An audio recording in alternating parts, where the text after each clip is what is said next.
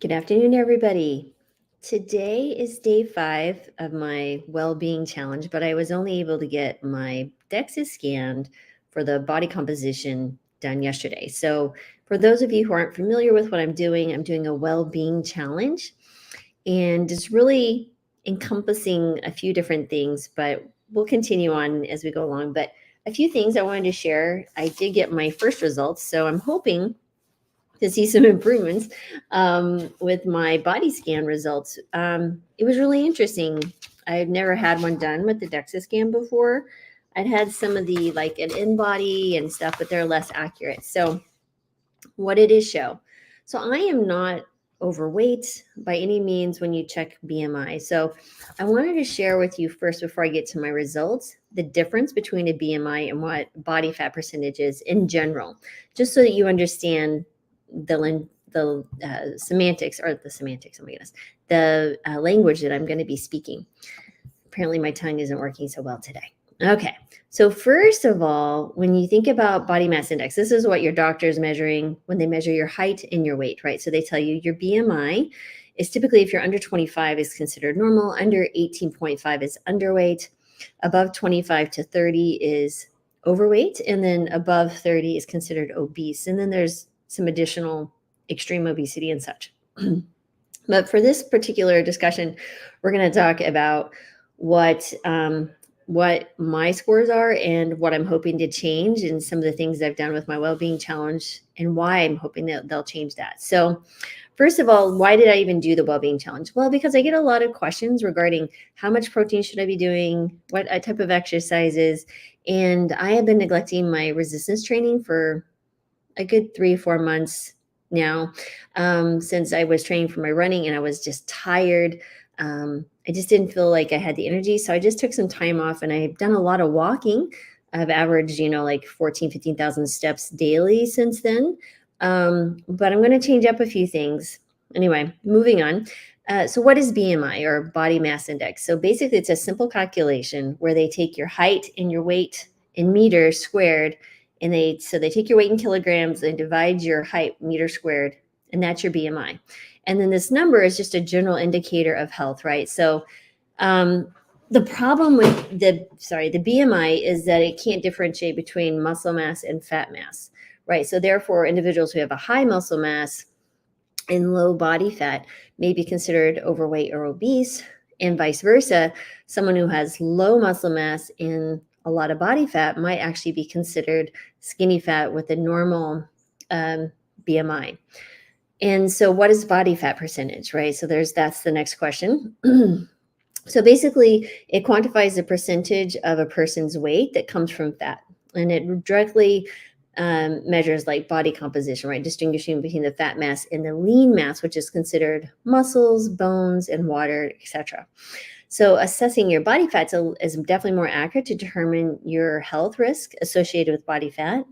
And it's more important than BMI and looking at your individual risk. But in the clinic setting, putting someone through a DEXA scan or an MRI is, well, it would not be appropriate or feasible. So then I got a DEXA scan. So what's a DEXA scan? So it's a dual energy X-ray absorptiometry. I think I think too hard and then I try to pronounce words. Anyway, just because you're a doctor doesn't mean you can pronounce words accurately. All right. So these are considered one of the more accurate methods. And the reason is that they're more precise, is because they can differentiate between your bone mass, your fat mass, and muscle mass in various parts of the body, and then just give you a detailed picture. So while they're accurate, they can be a little bit more expensive, maybe less accessible, but I really wanted to do this at the beginning of this challenge, and I want to do it in a month. So I already have it scheduled for April 2nd. So when you look at, I'm 53 and my body fat percentage was 30%, which I'm kind of bummed about. I was really hoping for at least in the 20s.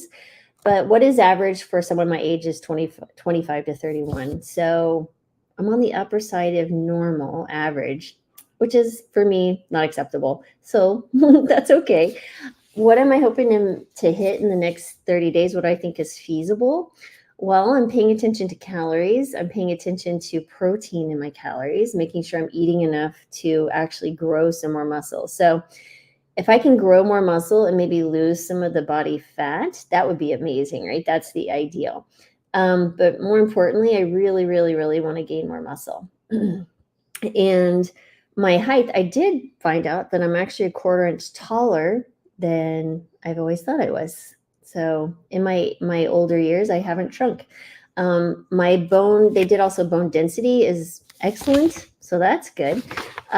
Even though I'm kind of in this menopausal phase, so it was really interesting. So what does that mean for me? What am I going to do, and what would I encourage you to do? Because I'm I don't I feel fairly strong. I never feel weak in the sense of not being able to do what I want to do, but I have noticed some issues with my medial glute on my right side. Could have been from the training, who knows? But I'm working on that piece and doing some mobility training. So what am I doing? Because I was going to do just kettlebell swings and Turkish get-ups. Still going to do those, but I'm alternating those days with a full body kettlebell workout. So that's going to include things like clean snap raise. You get the upper raise, some rows with push-ups, some what else are we doing? Yeah, the presses. So it's like 4 or 5. I think there's actually 6 simple exercises that I can get done on a fairly quick basis, maybe half an hour, because I don't have a whole lot of time. Because more importantly to me, well, not more necessarily. Well, yes. More importantly is I get my mindful movement in every day because that really just sets me up for success for the whole day.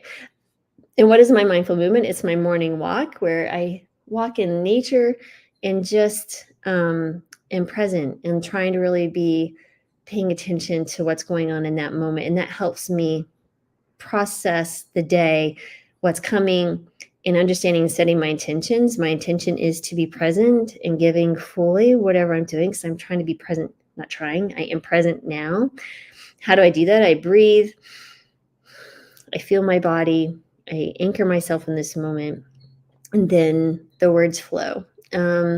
So another thing that I will be doing, because I am walking and taking 20,000 steps daily, that was part of my well-being challenge, is to push myself with my movement, is rucking. So what is rucking? Well, I'm prior military. So you get a rucksack. It's like this big sack. It's uncomfortable. You carry stuff in it, supplies, whatever, right? So carried plenty of rucksacks. When I got deployed to the Middle East, carried your rucksack. You loaded the plane. You unloaded the plane. They didn't care who you were, which was fine. And doctors, everybody, officers, enlisted, everybody loaded and unloaded their own stuff. So you were mindful of what you brought. And when I got deployed, I really regretted bringing some of my heavy medical books, but it was okay. So another way of rucking is you can wear a backpack with some weight in it. It could be some books, it could be some cans of food, doesn't really matter. I've ordered, I do have a weighted vest, but I want to do more of a backpack to kind of really force myself to be more upright. And it's called Go Ruck. You can check it out. They have different sizes, and I just got a 10-pound plate. As I get stronger, I'd like to see if I can push that maybe to, I don't know if I'd go up to 20. That's more, that's definitely more than 10% of my body weight. So, but yeah, we'll see. We'll see. We'll see. I have some dumbbells and stuff, so maybe 2.5 or 5-pound weights that I'll add to that. But what am I going to do with this? So what I'm going to do is one of my walks, either the morning or the evening, I'm going to ruck. I'm going to ruck it up. And I'm going to really push that piece because that's going to be kind of a resistance training in a sense. It's with the weighted vest. It's good for my spine as a menopausal woman, perimenopausal, menopausal. And that should also be something you could consider. You could wear a lighter one. I'm just going with a little bit heavier one because I've done an 11-pound weighted vest before and I felt pretty good about it. So I feel okay, like a 10 would be all right for me. And yeah, so those are the things. It's resistance training, paying attention to my protein, minimally 1 gram per kilo. So I'm shooting for 65 plus grams daily. I mean, honestly, if you look at my weight, I could go lower, but it's all good because I'm hitting on average without even thinking about it around 75 grams of protein. But now I'm just paying attention to it. And how am I doing that? I'm doing my daily smoothie. I do have 1 scoop of Garden of Life raw meal protein replacement, and I share that with my husband and Jonathan, my son. He takes like the half that's left over. So I'm probably getting around, I don't know, 20 grams protein just with everything else that's in it, of soy milk and veggies and some frozen fruit. Lunch, I just had, I made some chickpea salad. And so I have some whole grain bread and the chickpeas. So there's some more protein. I will have Earl Grey tea with soy milk in it. It's called the London Fog, if y'all aren't aware. Love those things. So there's more protein there. Again, it's not too hard to get the protein throughout the day, especially when I'm focusing in on beans. Like tonight, I'm going to make a stir fry with veggies and tofu. And so again, I'll have plenty of protein and I'll definitely hit my 65 grams of protein. So with that being said, at the end of this month, I will be doing this other DEXA scan, and we'll see what can happen in around 30 days. It'll be a little bit right around 30 days. So that'll give me an idea of what to expect as the days, months go on. But I was just curious what would happen in a relatively short period of time, eating a whole food plant-based diet and paying attention to the protein in someone my age. Most of my patients are close to my age or older, menopausal, dealing with stuff, feeling like their best days are behind them. That is not the case, guys. I feel more alive today than I have in my entire life. Another big piece of this is my journaling. The journaling has been powerful because I use this to set my intentions for the day. So I take my mindful walk. I write journal. It's only like a paragraph or two. I really think about the things that I want to get done that day in the sense of I want to be present and what is there any other intentions that I want to do. And that's a really powerful way to start your day. Even if you just can only think about it, you don't have time to necessarily journal because you have little children crawling all over you or whatever. But just saying before you get out of bed, or as you wake up and stretch, like, okay, today my intention is, just being thoughtful though. And it's not a checkoff list. It's more of a intention would be the quality that you want to bring to your day. So what is the quality? Do you want to be, for me, it's always present. And then what flows into my heart after that, it could be kindness and patience and love towards those who I see and interact with. Again, I really want to bring a special quality of presence. Because I know when I do that, in regardless of what I'm doing, whether I'm seeing a patient or writing up a new course or an ebook or answering an email or answering the phone or driving my car, when I'm present and thinking about being intensely present, the quality of what I do is magnified. And that is such a blessing and a joy for me. And I have found that my